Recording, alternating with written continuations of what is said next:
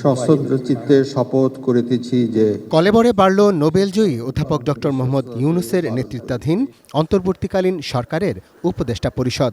নতুন যোগ হলেন ঢাকা বিশ্ববিদ্যালয়ের সাবেক শিক্ষক, অভিজ্ঞ অর্থনীতিবিদ ডক্টর ওয়াহিদুদ্দিন মাহমুদ। ১৯৯৬ সালেও তিনি তত্ত্বাবধায়ক সরকারের অর্থ ও পরিকল্পনা উপদেষ্টার দায়িত্ব পালন করেছেন। জনাব আলী ইমাম মজুমদার। মন্ত্রিপরিষদ সচিব মোহাম্মদ মাহবুব হোসেনের পরিচালনায় আয়োজিত এই অনুষ্ঠানে উপদেষ্টা হিসেবে শপথ নেন সাবেক মন্ত্রিপরিষদ সচিব আলী ইমাম মজুমদার। তিনি ট্রান্সপারেন্সি ইন্টারন্যাশনাল টিআইবির ট্রাস্টি বোর্ডের সদস্য। মহামান্য রাষ্ট্রপতিকে বিনীত অনুরোধ জানান। শপথ গ্রহণকারী উপদেষ্টা অর্থনীতিবিদ ডক্টর মোহাম্মদ ফাউজুল কবির খান কর্মজীবনে বিদ্যুৎ সচিব হিসেবে দায়িত্ব পালন করেছেন। যুক্তরাষ্ট্রের বোস্টন বিশ্ববিদ্যালয়ের এই সাবেক শিক্ষার্থী বিশ্বব্যাংক, এডিবি, জাইকা সহ বিভিন্ন উন্নয়ন সহযোগী সংস্থার শীর্ষ পরামর্শক ছিলেন। আরেক উপদেষ্টা অবসরপ্রাপ্ত লেফটেন্যান্ট জেনারেল জাহাঙ্গীর আলম চৌধুরী বর্তমান বিজিবি, তৎকালীন বিডিআরের মহাপরিচালক ছিলেন।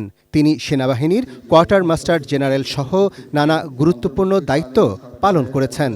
২০০৯ সালে বিডিআর বিদ্রোহের পর সেনাবাহিনী গঠিত তদন্ত দলেরও নেতৃত্ব দেন তিনি। পরে বঙ্গভবনেই প্রধান উপদেষ্টা অধ্যাপক ডক্টর মোহাম্মদ ইউনূসের সভাপতিত্বে ২১ সদস্যের উপদেষ্টা পরিষদের বৈঠক অনুষ্ঠিত হয়।